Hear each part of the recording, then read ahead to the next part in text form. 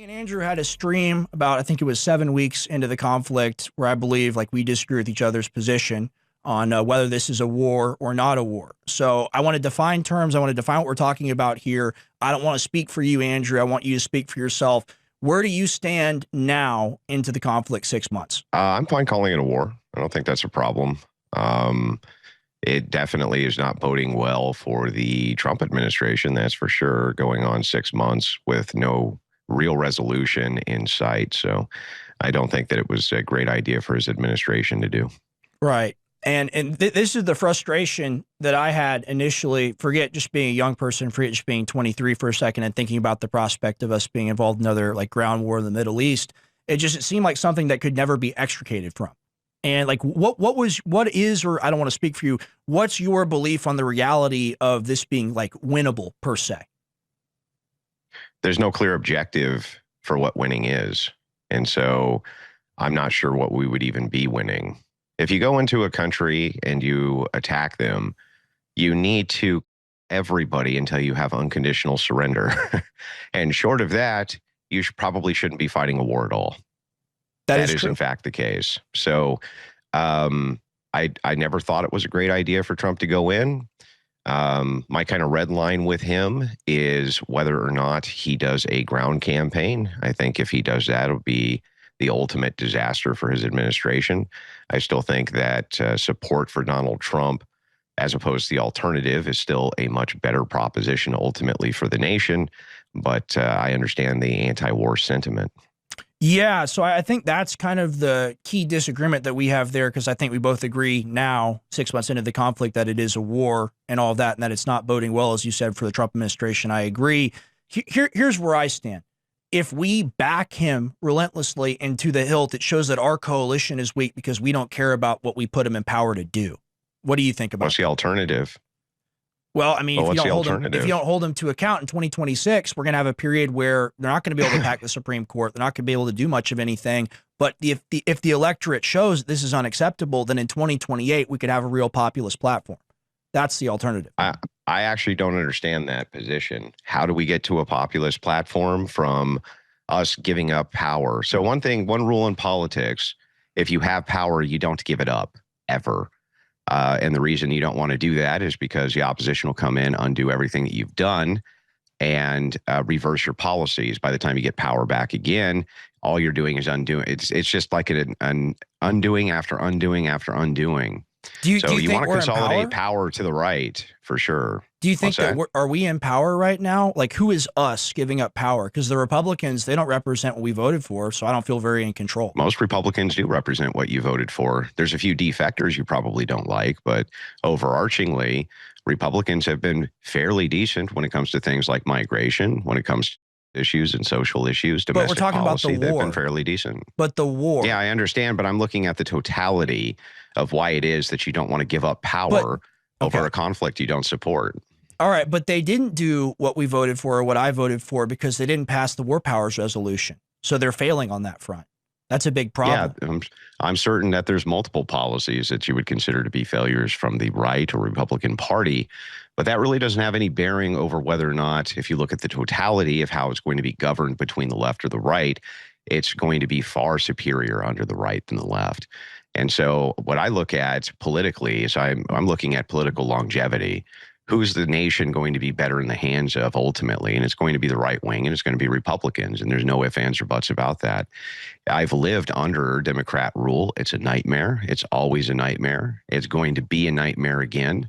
So while I agree with you in spirit that there's many things here that we have disagreements with, we need to rein our party back in and tell them no war, things like this, that has no bearing ultimately on who I want to see governing. Okay, so that's what you meant when you said, I'm not an anti-war guy, but I'm not a pro-Iranian war guy. Correct. I'm not anti-war. Okay, it just depends on what the war or the conflict is. So I'm an America firster. It's the case that I'm anti-Iranian war, sure, but I'm an America firster. So the idea is that there could be wars that America needs to engage in for its own interest. You would agree with me on that. It's just that this probably isn't one of them. Yeah, but your opinion has changed because initially you didn't call it a war. Now you're calling it a war. So at the time, I think that it fit the criteria of a conflict more than it did a war. And it was a very short conflict that led to what looked like possibly a ceasefire, but that fell apart. And it does look like it's becoming a hot war. Yeah. Right, a regional conflict, a regional war, and like this is the reality. Like, there's no brakes on this train. This is why it grinds my gears when people still support the president over this and say there's some reason to this. There's not. This is a COVID of choice, in my view. Would you disagree with that? Yeah. So I'm not supporting. Do you agree with me that we don't have to support every position of Donald Trump to still understand that he's the lesser of two evils here? I think there's a hierarchy. I think when you do like the grand ultimate sin, I think it really counts against you. I think that's what he's done with the war, the peace president. I don't think that that's the grand ultimate sin. The grand ultimate sin is yielding right-wing power to progressive, insane lunatics. Okay, these people are lunatics. I've seen what they do when they're in power. Again, that I think is the ultimate sin. I think that, and by the way, I'm not even sure that having progressives in power would stop any foreign conflict. It hasn't before. Like, what foreign conflict do they ever stop? I've never seen them stop any of them.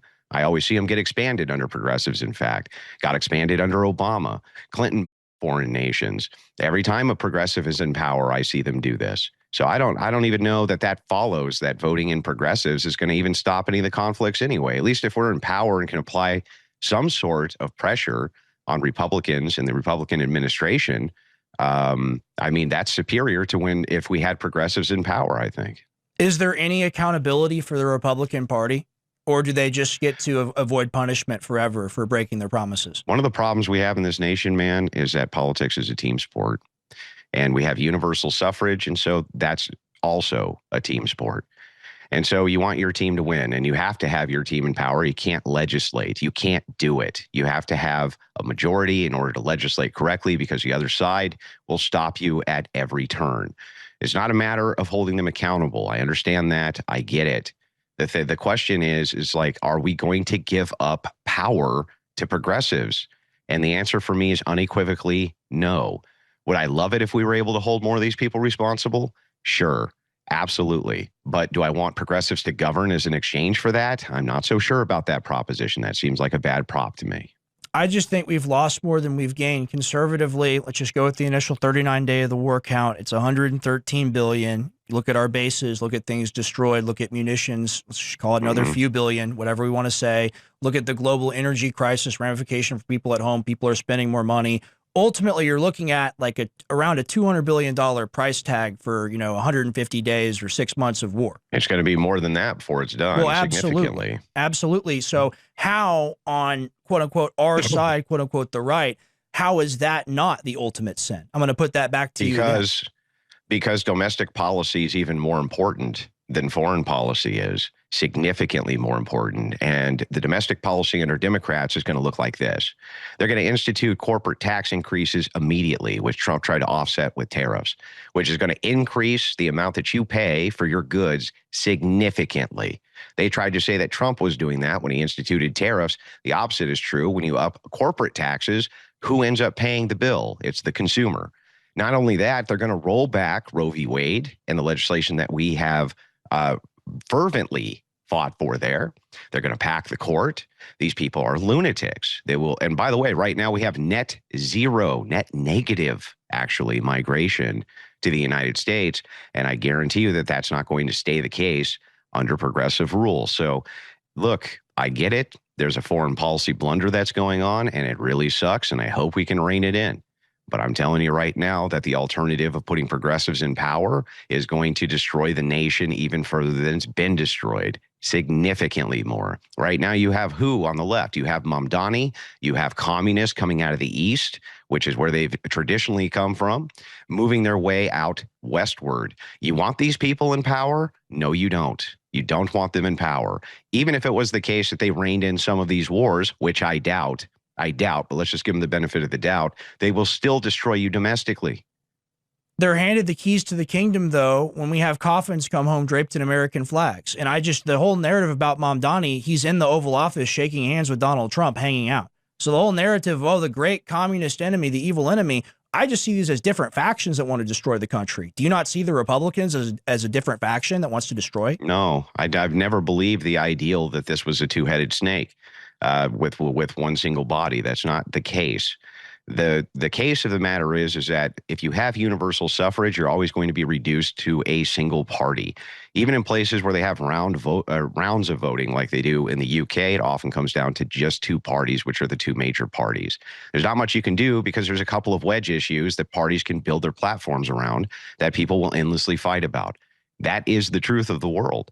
The idea that Mamdani is going down and shaking hands with Trump means nothing. That's politics, man. That's how that works. That doesn't mean he doesn't hate him. That doesn't mean he's not smiling, waiting to put a knife in his back and in the back of the Republic, because they are. These people are psychopathic lunatics, and they're communists, and their entire ideology is the destruction of capitalist America. That's what they want more than anything.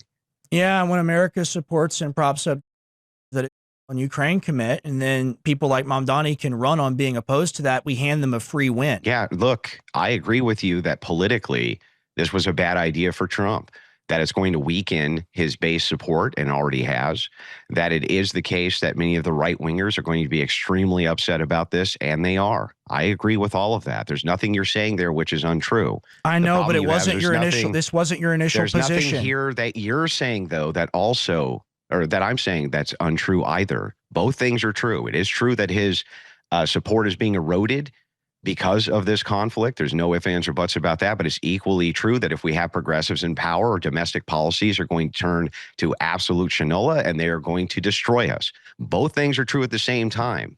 So what's the pathway forward is what we're discussing, right? Well, how do you hold and the idea is like, what do we do? Go ahead. Yeah, go ahead. No, you go ahead. I'm sorry. I didn't mean to cut you off. No, it's all good. Who and how and what controls the Republican Party then? Mostly donor money, donor class, NGOs, things like this. They're also beholden to constituency, so it's a coalition of who are those? Who would those people be? Who would the donors be? Who would the donor class be? Would that be people that support Greater Project and are generating dead American bodies? And Kufi, and all sorts of different people. But so it doesn't sound like the voter, right? Yeah, but the problem is like that's a very one-dimensional aspect to look at. It's like, yes, you can say that. Why is that true? Well, hang on. I'm going to tell you. Pump a lot of money into politics. There's no doubt about it. So does. But on the other hand, so do most of the Arab nations. So do most foreign nations pump money into politics. Are we fighting a war for them? Left. Are we fighting a war for the Arab nations right now? Or for no, that's beside the point, though. No, who controls the party, Andrew? Who controls the party? So it's not purely who control the party. I didn't say it's that. It's a collection of NGOs that control both parties. They both have vested interests. It depends on which party and which platform you're looking at. If you're looking at the Democrat and Republican, the dialectic there, they're mostly held by huge donors, by NGOs, and their constituency and what their constituency wants. One thing both constituencies agree on is they want to move away from the Iraq conflict, but NGOs and donors on both sides may not want to do that. So yes, both parties are seized by NGOs. There's no ifs, ands, or buts about that. And also they have some sort of beholdenness to their own constituency. So it's a coalition of factors and not a single factor. So if it's being run by donor money and not by the will of the people, the will of the voters, then how are we bad for wanting to hold them to account by doing the only thing we can do by not voting for them? Yeah, that's not how's that going to help though? Like, what is that going to do for you exactly? Can I answer? What does that do for you? Yeah, what does it do for you? Gridlock, stagnation in Washington, D.C., perhaps a passing of the War Powers Resolution into the Iran conflict, impeachment charges for Trump for war crimes, up the school. Okay, so let's just assume that you get all of that. That's going to take a progressive majority. You agree with me there, right? I don't think There's so. no way you're going to get an impeachment. I said gridlock. You're not going to get an impeachment of Donald Trump without a progressive majority, dude. No way. They can do an impeachment in the House and have it fail in the Senate. That happened before. Well, then that's not a real impeachment, right? The question comes down to this.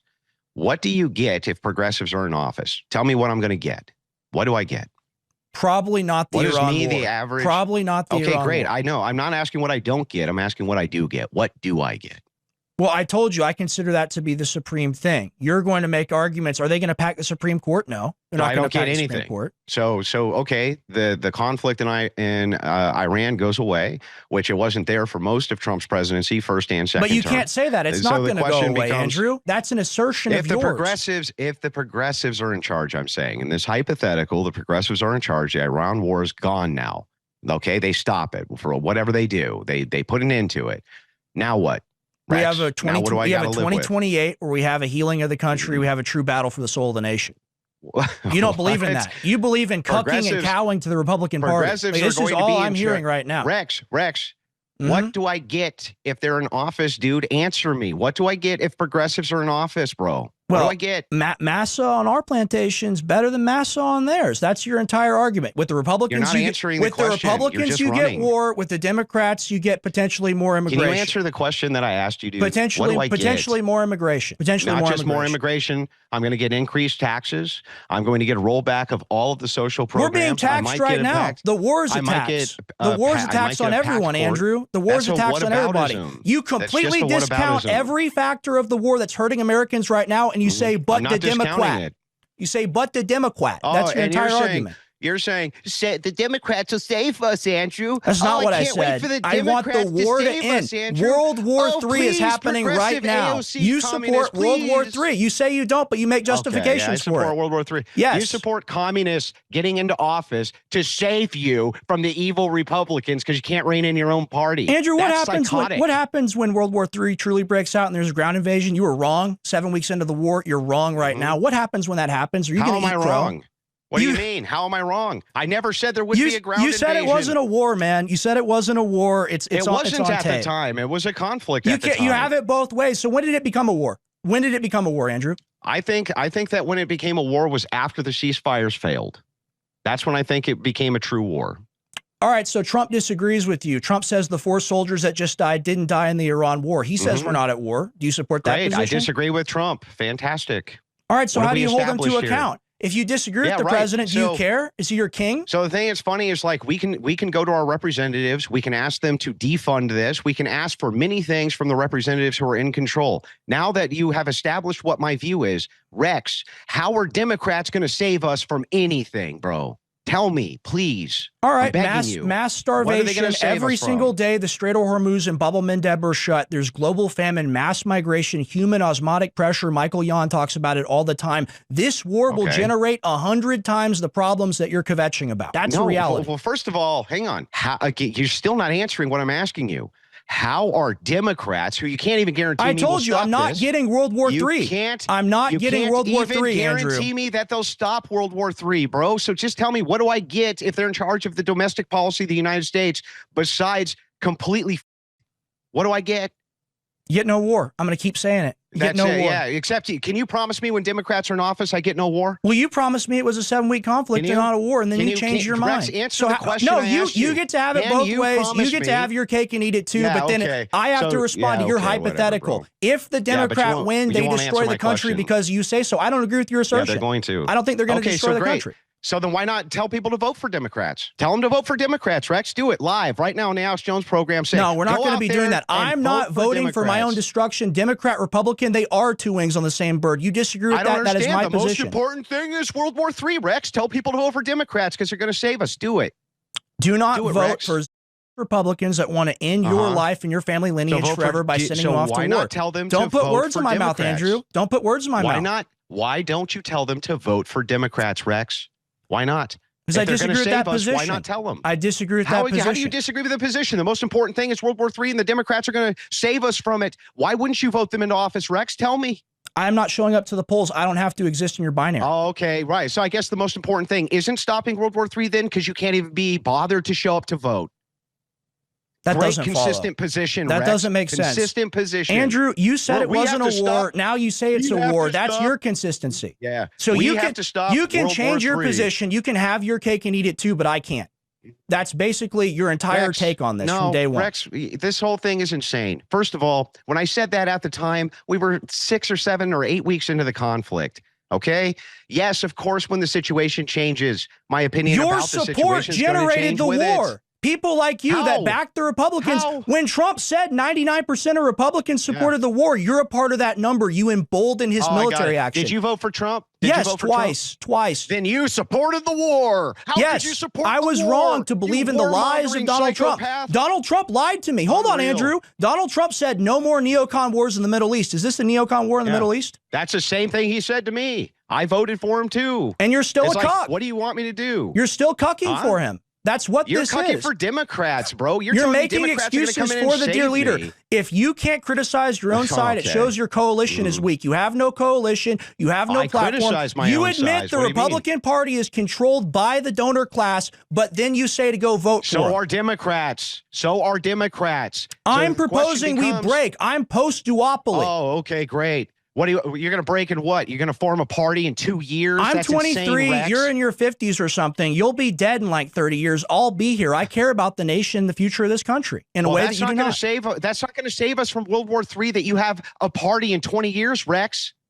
No, we do it now. Talking about, we do it bro? now. 2028. Like, this is insane. You are don't holding. Have a no, party, hold on. Rex. You are holding alternatives. You are holding to 2026. I'm holding to 2028. That is my entire position. We have somebody you're not going to have a party.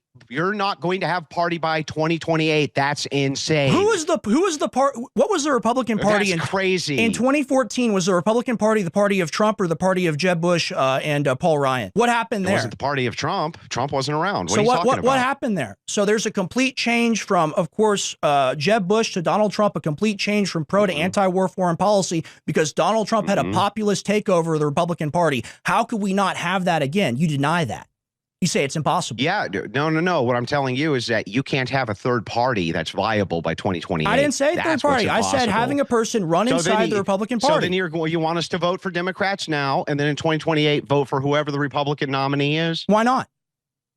Because Rex, because the Democrat going to censor me and throw me in jail. That doesn't follow. Up power. Oh, the Democrats are going to save us from World War III. Yes. That doesn't follow. We need accountability, Andrew.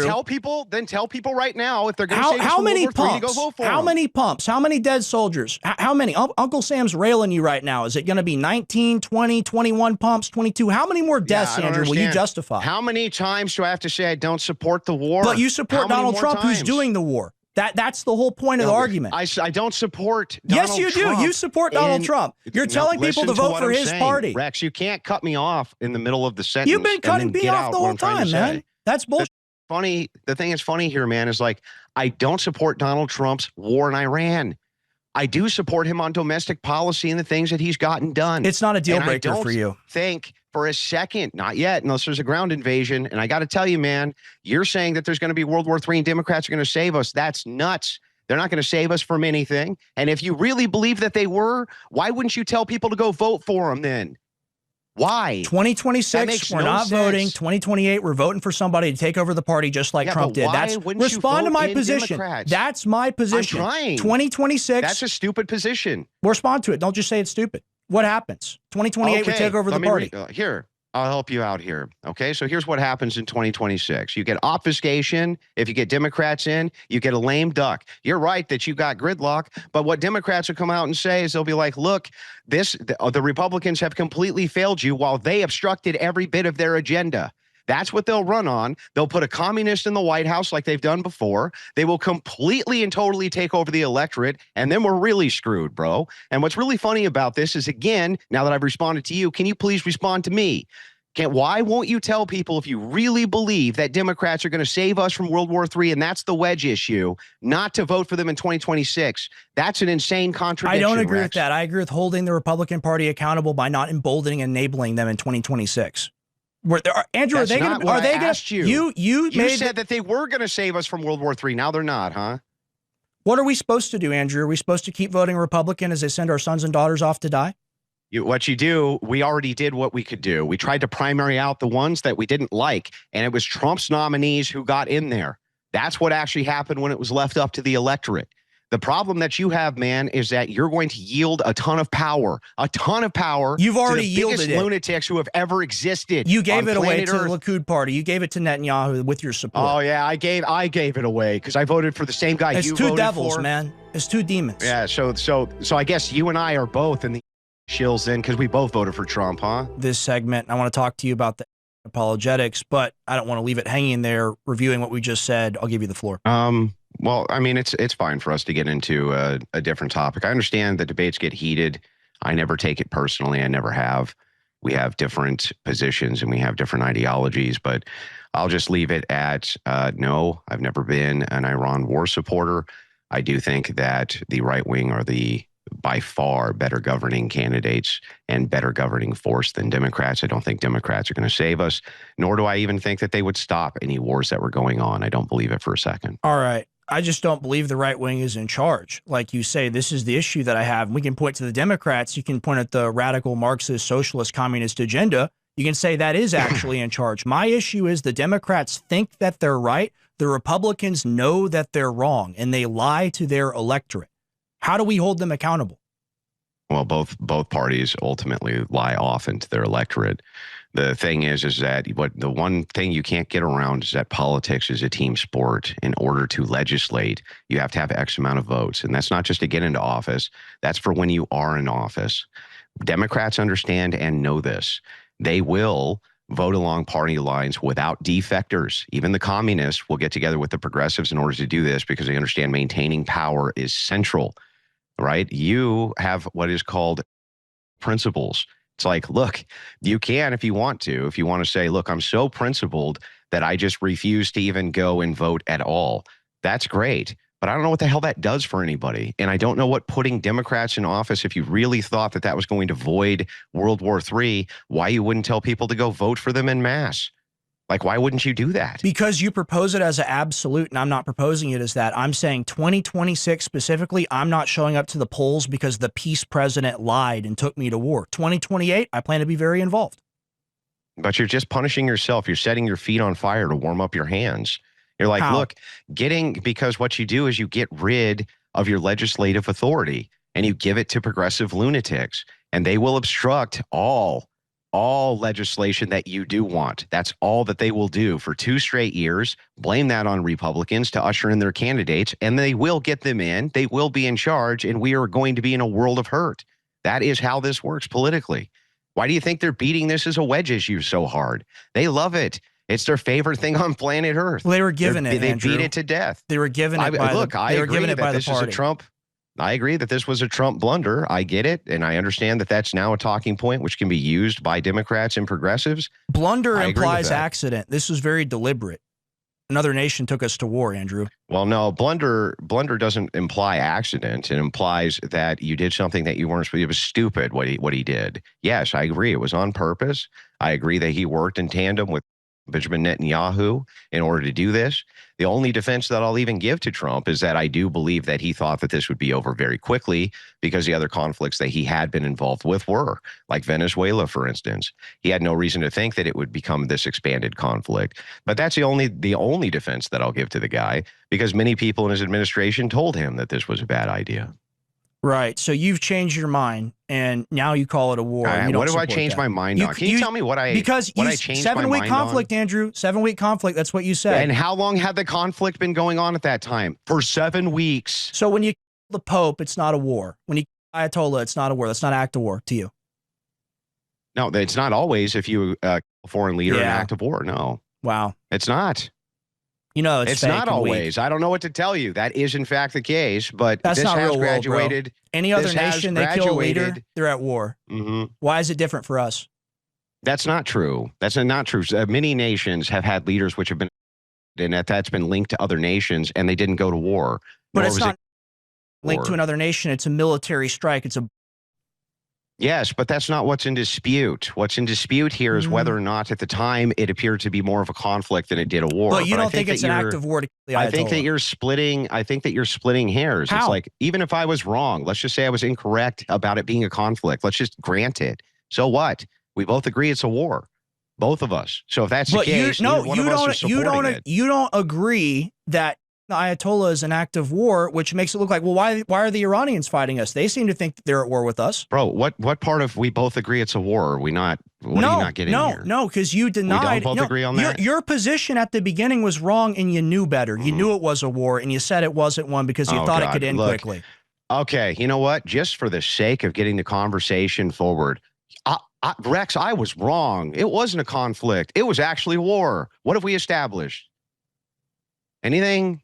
Well, I mean, you're willing Nothing, to nothing. write that off. We've No, established, we we've established nothing. you're willing to write We've established anything nothing. and everything off that Trump does, even if he takes us to war, because the Republican Except Party I'm will not. save us. I mean, you're just making stuff up. Except Then how I'm do we hold them not, and accountable? I've been very adamant. How do you hold them You know what I accountable mean? for breaking with their promises? Yeah, so you can do political punishment, especially through acts of Congress. That's the best way to do it. Get them to defund things. They can pass legislation. They can restrain him. You can go to courts. There's a million different ways to restrain the president. Well, you're against There's a the million war. different ways to restrain your parties in Congress, including lobbying your own NGOs, including lobbying your own lobbyists. There's a million different ways to restrain him. Your way to restrain him is, let's vote in progressive lunatics who are going to destroy the nation. That's not how you do this, bro. That's the opposite of how you want to do this.